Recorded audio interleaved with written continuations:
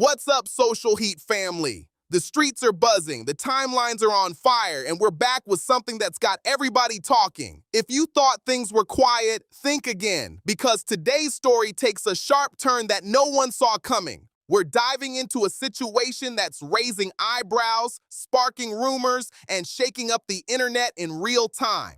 The details are intense, the questions are heavy, and the drama is building fast. Trust me, this one hits different. So stay locked in, because what we're about to break down has people choosing sides, connecting dots, and demanding answers. Let's get into it. Saying that, he towed the sister-in-law's car and impounded it. We believe our mom is still out there. We need your help. Takeaway on this story right now. What would the FBI be looking at right now? Good morning, ma'am. I think the priority one are these backpacks and these pieces of evidence that we've seen in that video. Likely the FBI's Phoenix division is in contact with big box stores and retailers in that area and with their corporate security offices to see exactly who may have purchased these types of items in the past several weeks, and particularly of interest if they purchased 2 or 3 things together, if they purchased a ski mask together, if they purchased a backpack together. That's going to help investigators even. There comes a point when outside chatter flips and suddenly hits close to home. In Nancy Guthrie's case, that turn happened fast. Online talk stopped circling the edges and started zeroing in on her stepson. Not because police called him out, not because any charges were filed, but because people online began asking one sharp question. What if the version of events we heard isn't the whole truth? That single question lit up forums. One rumor spreading across threads claimed Nancy may not have actually been dropped off safely at her house like originally believed. From there, the theories stacked up. Some users suggested the timeline might have been adjusted. Others wondered if she was taken somewhere else entirely. A few even questioned whether the last seen story was fully accurate. There is no official confirmation backing any of those claims, but online speculation doesn't slow down just because facts are missing. It moves quick and loud. Then another theory started picking up steam. This one went further, suggesting her stepson could have planned her disappearance with help from outside associates. Some posts even hinted at possible gang or criminal group involvement. To be clear, there is no verified public evidence linking Nancy's stepson to any organized group in connection to this case. Still, that didn't stop the chatter. So why did that angle spread so fast? People pointed to Tucson's location near the border. They brought up rumors about criminal networks operating in the region. They mentioned the reported ransom demands in Bitcoin. And with Nancy still missing, online observers began connecting dots that authorities have not confirmed. The theories kept rolling, even without proof. All those scattered details started forming a storyline that felt bigger than just one person. Online observers began saying it looked more like coordination than a lone suspect acting alone. Then came the body language breakdowns. Clips started spreading everywhere. People slowed interviews down frame by frame. They replayed every public appearance. They zoomed in on facial expressions. Was he nervous? Was he too calm? Was he distant? Or maybe just overly composed? In the court of public opinion, behavior quickly turns into evidence, even when investigators don't treat it that way. That's how fast narratives can build. Then the digital angle added another layer. Reports mentioned pre-incident searches involving Nancy's address, though no official source publicly tied those searches to any specific person. Still, some online users started asking if someone close to her could have had access or knowledge. To be clear, there is no confirmed public evidence connecting those searches to Nancy's stepson. But with forensic results still pending, the silence left room for assumptions to grow. The ransom notes added more tension. They reportedly included detailed references to Nancy's home and even what she was wearing. Some people online saw that as possible insider knowledge. However, authorities have not publicly stated that those details were exclusive or unknown to others. That distinction matters, even if it gets ignored in heated discussions. At least one ransom demand has already been confirmed as a hoax, completely unrelated to the disappearance. Still, the online narrative keeps expanding. What if the drop-off story wasn't accurate? What if more than one person was involved? What if the masked suspect was just one piece of something larger? There is no official confirmation supporting those claims. But when a case remains unresolved, unanswered questions can quickly turn into suspicion in the public mind.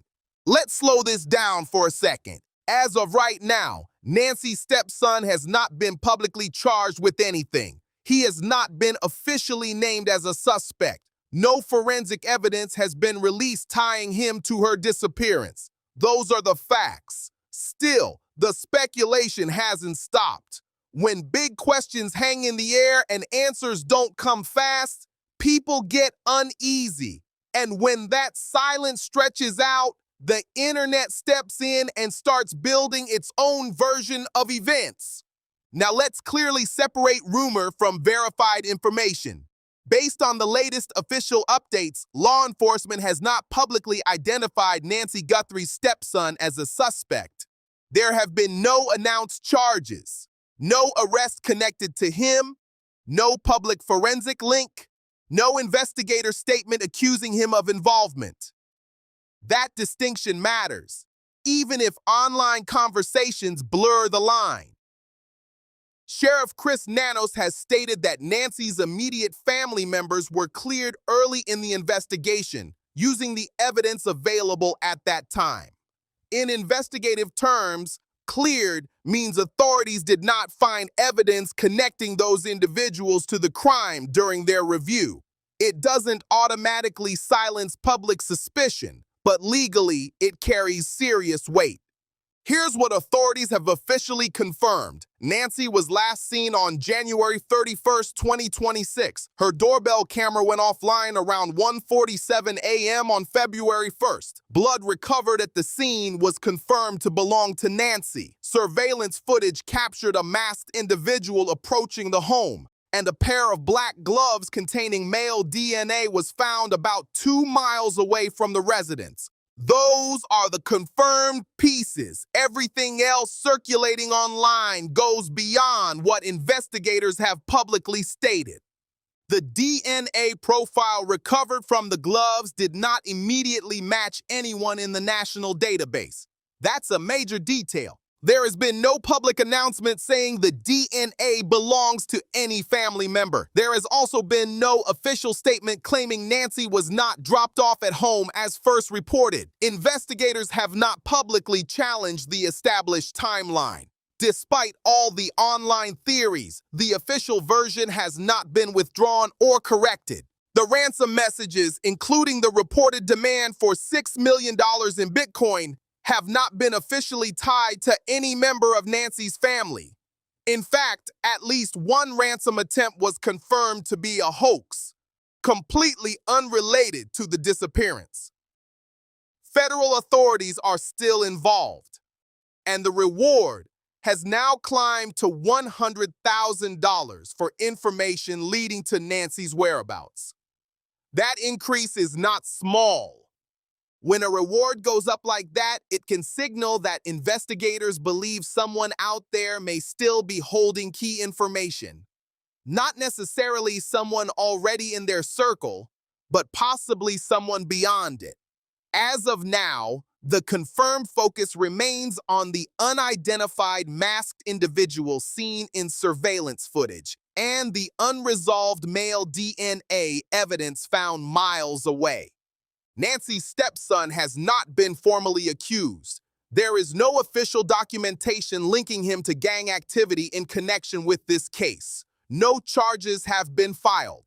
The investigation is still active, and Nancy Guthrie is still missing. When a case stays open this long, the public starts scanning for patterns. People look for cracks. They look for anything that doesn't sit right. And that's when speculation starts getting loud. As this case continues, attention is starting to shift in a different direction. With limited new updates about Nancy herself, the spotlight is now landing on the broader investigation process. Federal and local authorities are still working behind the scenes. Digital records are being examined. Forensic testing is ongoing. Surveillance footage is being reviewed again and again. These steps may not be flashy, but they are critical.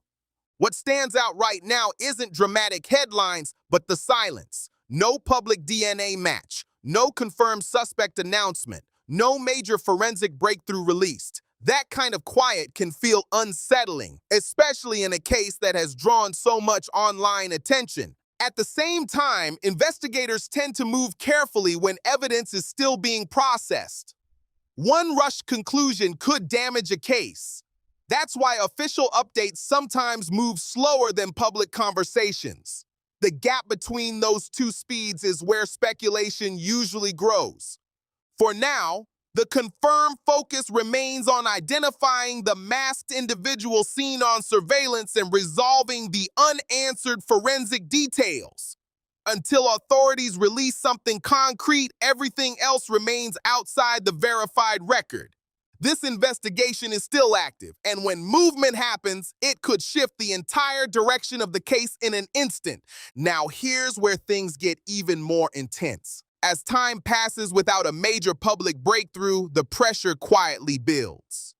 Not just online, but behind the scenes. Investigations like this don't freeze. They move in silence. Leads get checked. Tips get reviewed. Digital trails get tracked. And sometimes the biggest developments happen long before the public ever hears a word about them. What makes this case stand out is the mix of confirmed evidence and unanswered gaps. A masked figure on camera, unmatched DNA, ransom messages that raised eyebrows, yet no public arrest, no official suspect announcement. That contrast keeps people locked in and searching for meaning. At the same time, it's important to understand that complex cases often take time. Forensic analysis alone can stretch for months. Digital data pulls can uncover layers investigators won't rush to reveal. Just because updates aren't constant doesn't mean nothing is happening. Right now, the investigation remains active. Authorities have not shifted blame publicly.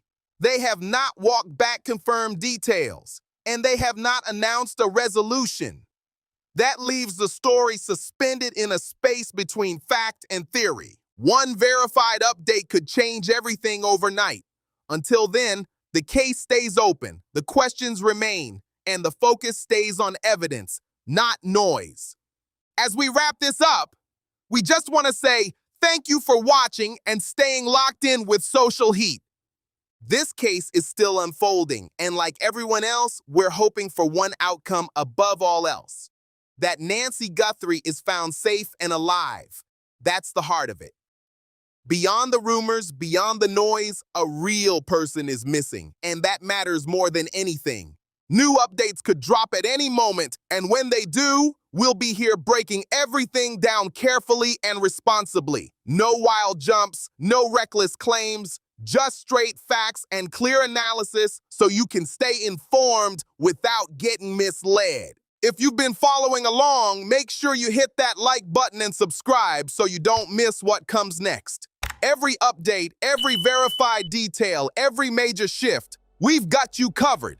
Stay locked in, stay aware, and keep Nancy in your thoughts. We'll be back soon with more as this story continues to develop.